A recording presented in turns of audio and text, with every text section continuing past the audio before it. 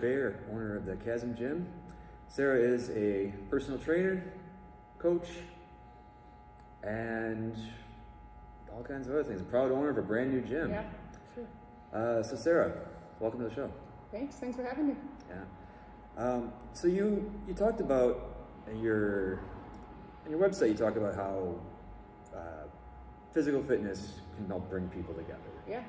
What does that mean to you exactly? What does that mean to me? Well, being an athlete my whole life and being part of a team sport, I've always loved the way we lift each other up, the way we can push each other to do something we might not have thought was possible for ourselves or for our team. So when you get people in those situations, those physically stressful situations, emotionally stressful situations, the best weapon you have really is somebody else saying you can do it. And I've never seen a situation where, a teammate pushes you down, right, and decides that, just stay down. Oh, that's too hard for you, right? Like, we lift each other up. Sure. We make each other stronger. Not a good team, at least. Yeah, exactly. That's true. Luckily, I've been a part of a lot of good teams. That's awesome. How does, so do you have any particular examples that, you said you've been on a lot of good teams, sure, and you've been lifted up. Yeah. Any particular examples come to mind and how, that really impacted you? Yeah, definitely. I mean, I can give an example. I played basketball at Cardinal Stritch for 5 years. Mm-hmm. So my first year I was a redshirt. And that means I didn't get to suit up at all. I just practiced every single practice, grind it day in, day out, but I never got to see the floor. I didn't even have a chance. I didn't even wear a uniform, right? So it would have been easy for the coaches and teammates to forget about me and just, oh, she's just a practice player. But, everybody came together, and when I was having hard days, they were like, hey, Sara, let's go. You make us better. It doesn't matter if you play minutes in the game or, if you're on the bench during the game, but the practice is the time that counts. You're injured, people keep you going, you have your trainers, coaches, teammates constantly on you, telling you to work harder, push harder, right? Run faster. So lift a little bit more during training sessions. Sure. So all those little moments are, I think, what makes somebody a good athlete or a good player and just makes your experience better, whether it's a fitness in a gym or during jiu-jitsu or basketball, softball, whatever it may be. How does that work for you in individual sports like jiu-jitsu? Oh, I mean, I wouldn't really consider jiu-jitsu an individual sport. Maybe you compete individually, but you're nothing without your teammates, your coaches, or the people on the mat with you. And part of that is you have to learn from them, right? So when you're practicing, if someone gets you in a chokehold, you got to tap out, mm-hmm, right? Arm bar, you got to tap out. And then they're going to tell you, the higher belts say hey, try this next time, right? Mm-hmm. Work on this next time. Here's something that's worked for me. And then the other thing that happens when you're on the mat doing jiu-jitsu, you have to trust your teammate not to hurt you, especially when you're a lower level belt and they're a higher level Sure. belt. They can do whatever they want, right? Yep. But you really have to form trust with someone to practice in that way to make you better. And as long as you're on the mat practicing, you will improve. Nice. So when did you get your start in personal training? Let's see. So I started personal training in 2008. I got my certification. I ended up first working at Bally Total Fitness, which back before that was Vic Tanny. So they had people with lifetime memberships there. And then I moved over to LA Fitness.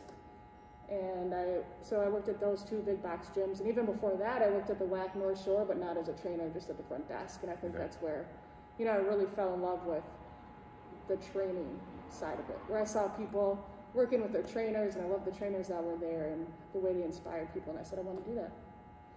Nice. So then you made the transfer from personal trainer at a big box gym to what did you do after that then, in between? Sure.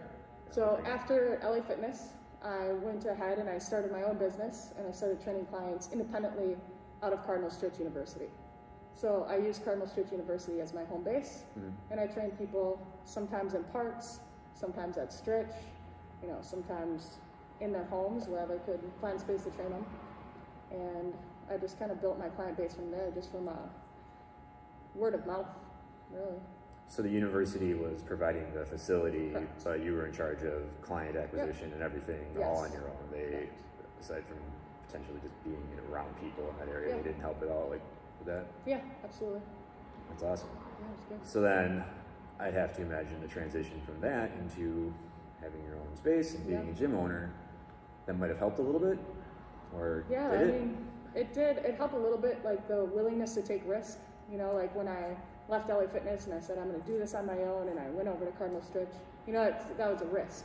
Sure. I was really nervous about it, but you know, I just felt it would be a better situation for, you know, people working out and for myself in general. And then this was a big risk too, right? So during coronavirus, I'm training, everything's going smoothly, like there's not a lot of stress, you know, I have all my clients, and now I'm like, okay, well, I'm gonna get my own space. There's gonna be a lot more overhead, I'm gonna have to find new clients more consistently, work a little bit harder at it, and so it was helpful to have that risk in my back pocket, like, oh, I've done this before, I can do it again, but at the same time, like, it's a whole new ballgame now when you have your own space, right?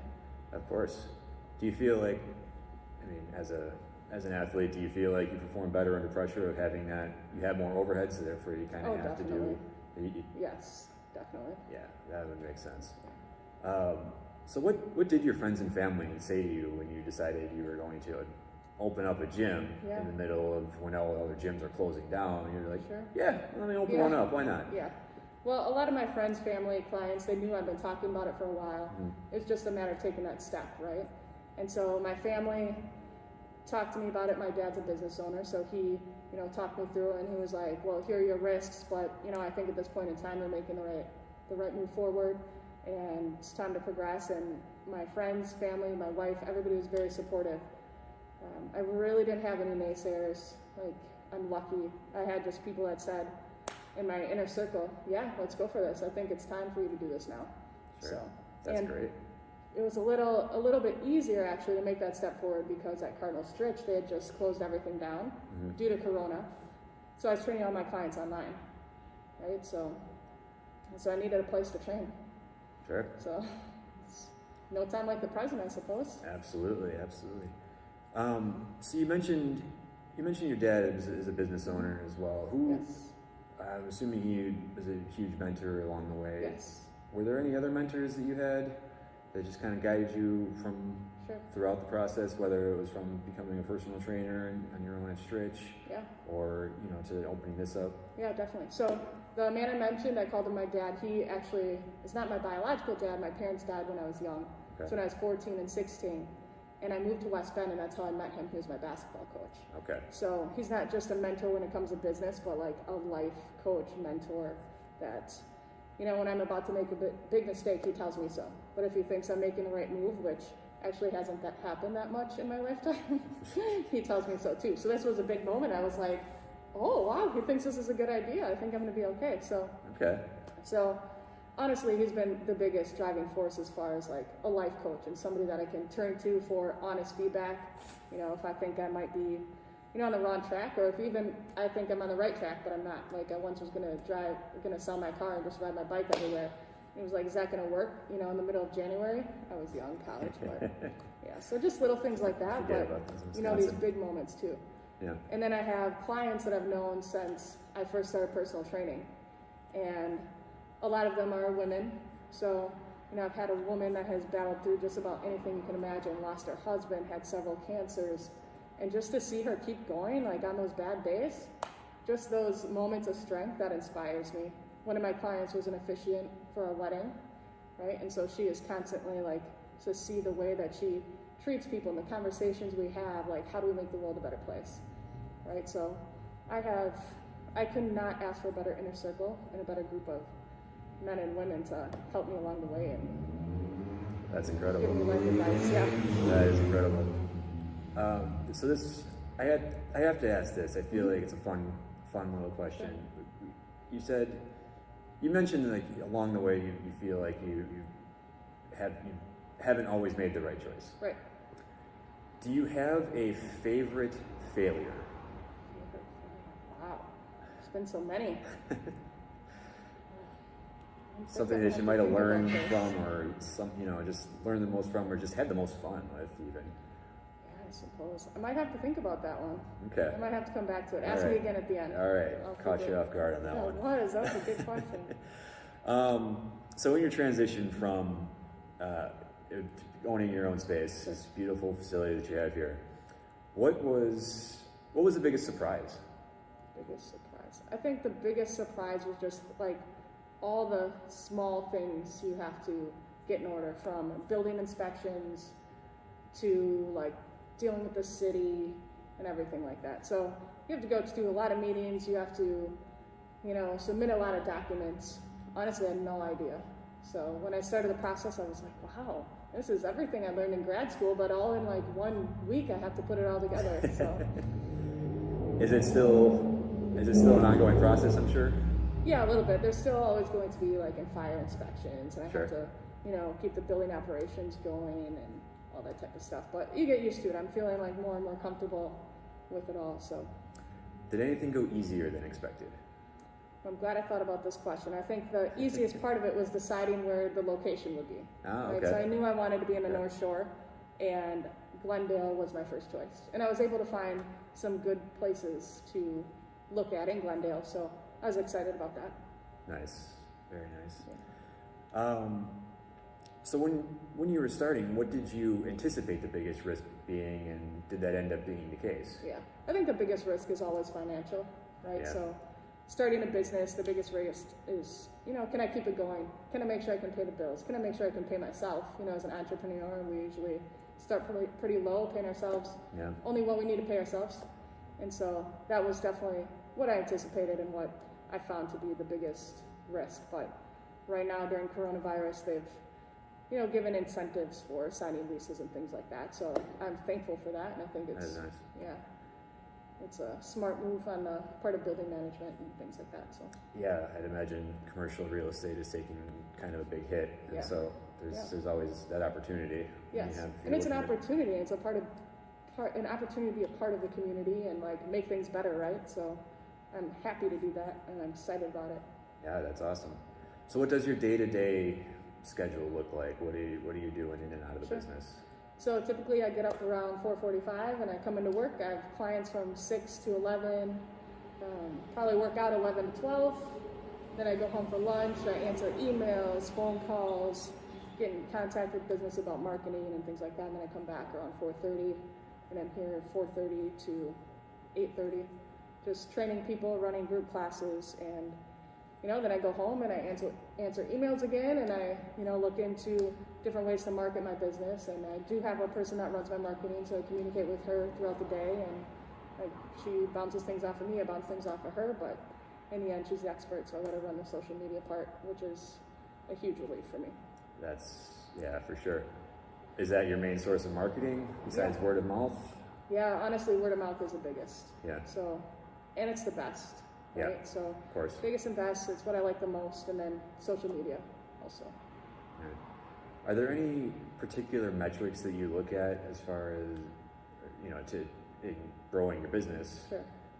Or is it mostly just expenses and income? For me, I want to create a community of people that like come into the gym and have a great time. Mm-hmm. Okay, right? So I don't care about washboard abs. I don't care like if you have huge biceps. I want people to come in here that want to work together, interact with other people in the gym, and that want to get healthy and understand if they show up and they move, they're going to get healthy.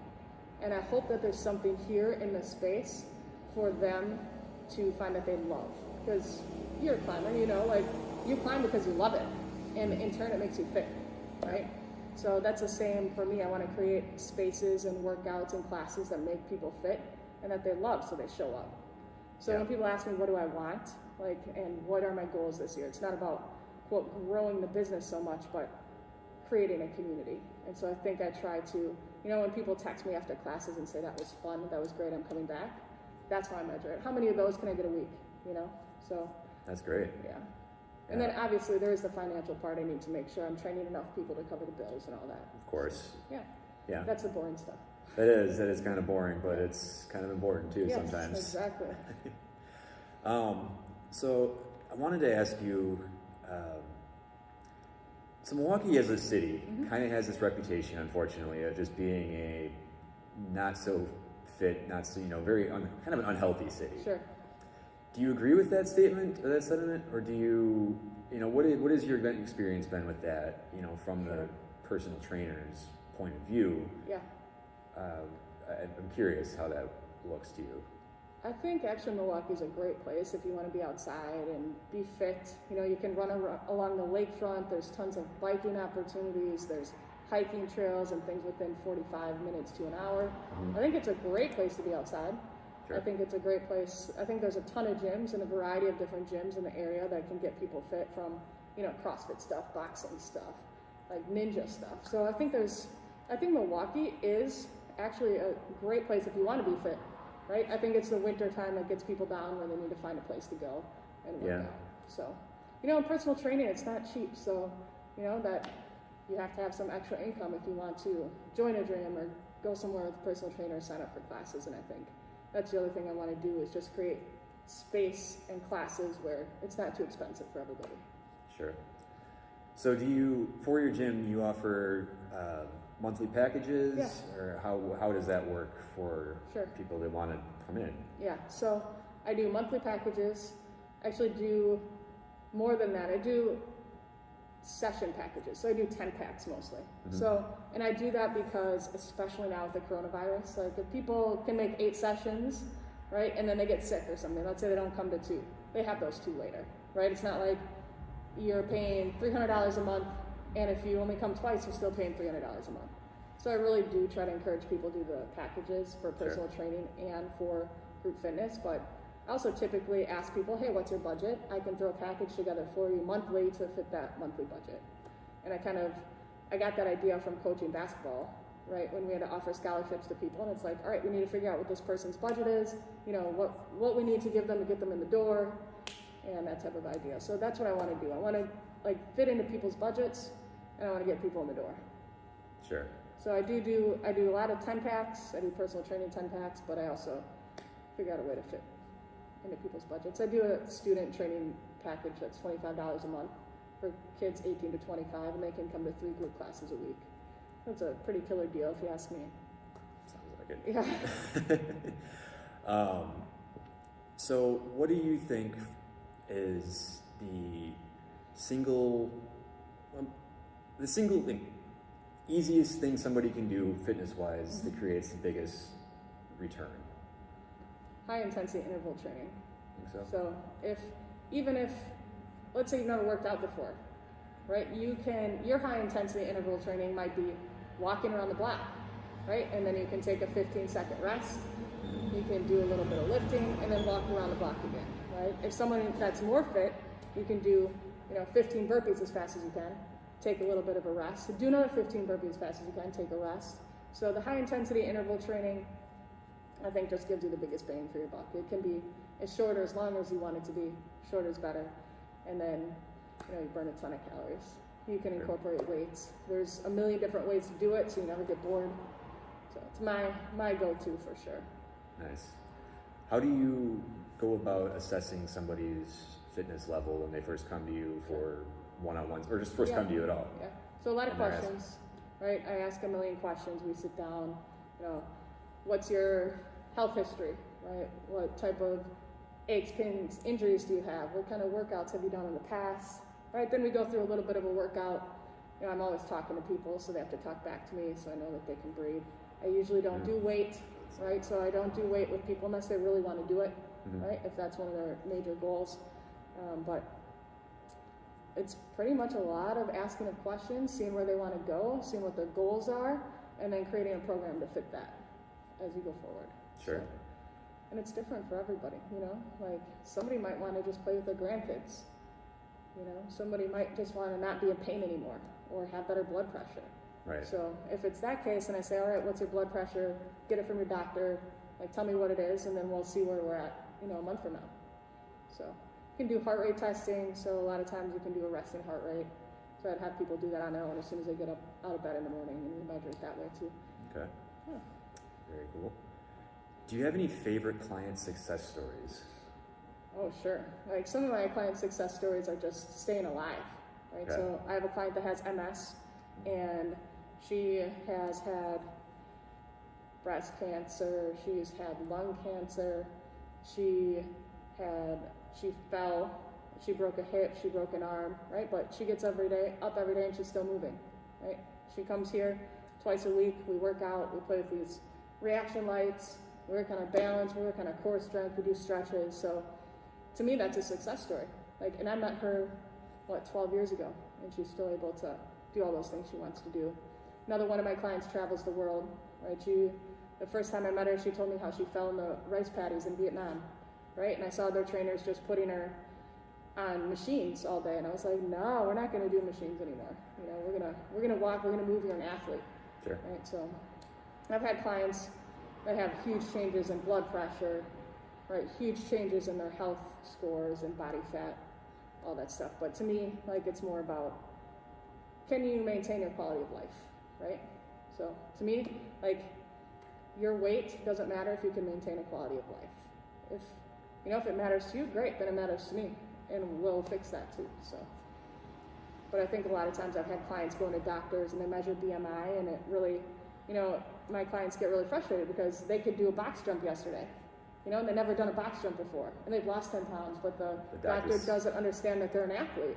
Right. So yeah. That is a weird dichotomy. Yes. Of like doctors saying you're healthy and yeah. and actually being healthy, and like, yeah, I've always, absolutely. I have my thoughts on that, I guess, but that's not really. Yeah. It's different conversation, I suppose. All right, so switching gears just a little bit, what exactly is Sweatin' to the 80s? Oh boy, I should make you demonstrate. So, Sweatin' to the 80s, we make different playlists. I make a different playlist every week of just different 80s music. We did even an 80s rap week, and that was awesome. I had no idea there was 80s rap, but there is. Golden age, some might say. Yeah, right? So we do a lot of hula hoop, right? We do skip-its. We do pogo balls, jump rope. We do a lot of laying on the floor, doing some Suzanne Summers type leg movements, right? And then sometimes we even put on some 80s videos and do some copy of the videos. Oh, it's hilarious, but everybody moves, right? Yeah. So we're moving nonstop for 45 minutes. Everybody laughs. Oh, it's amazing. People get better at the skip and the hula hoop. That is a tough skill. Yes, it is. Hula hoop, I forget it. I've never been able to get it. It's amazing. So you see, you get better at something, right? You improve a skill, which I love. And you laugh, and you get your heart rate up, and you sweat. I can't think of a better thing. How did you come up with the idea? It was my sister's idea. Okay. So we were talking about, I was like, what kind of creative classes can I come up with? And she was like, you should do something in the 80s, like pogo balls. Like, she just bought her kids some pogo balls, and I was like, that's a great idea. And then, mind you, I bought like 20 pogo balls pretty cheap off of eBay, and I couldn't blow them up. So I had to go ahead and send them back and get the more expensive kinds. Why couldn't you blow them up? They were like defective. I'm telling you, like, my friend's an engineer and a nurse, and she couldn't get them blown up either. And we used like several different tools. So. And you're just like, that's why they were cheap. Exactly. Lesson learned. So, yeah. Right. Yeah. So what keeps you going when things get tough? People. Yeah. Just showing up. Definitely. Like, you have a bad day, you show up and you see people that you really care about and you really like, that have been through things that are tough. That maybe are going through a tough moment right now, or you just focus on someone else. Right? So I was listening to a podcast about Marines, and they were actually talking about, they're doing some sort of a swim course, and he was really struggling, and he was like, I'm just going to give up. And he just lifted his head up and looked around and thought to himself, who else can I help? And that made all the difference, right? So then he started focusing on other people. So when I'm having a bad day, I just focus on somebody else and try to think to myself, what can I do here to make that person's day better, to make the community better, to make the gym better, and that thing. Like, it could be anything, but. I like that. The who can I help mentality certainly is a great way to get through. Absolutely. It's awesome.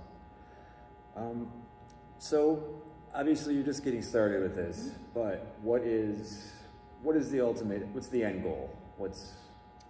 So the end goal, I thought about this question as well. So down the line, what I want to do is partner with some sort of a nonprofit that takes care of or helps women that have been victims of trauma. It could be, sex trafficking, domestic abuse, anything like that. And has women that might be interested in fitness. And I would bring those women into the gym and teach them how to be trainers.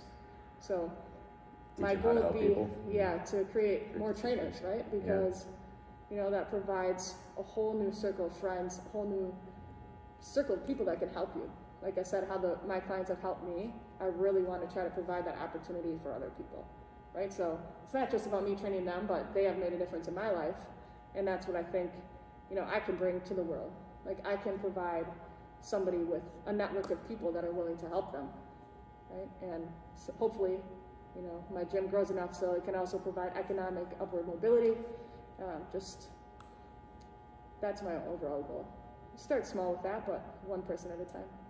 That's excellent. That is great. That's a great ambitious goal, for Thank sure. you. Yeah. I think that's a good way to wrap things up. All right. What's the best way to learn more, if people want to learn more about you, about the gym, Sure. anything, where can people go? So they can go to thechasmgym.com, check out the website.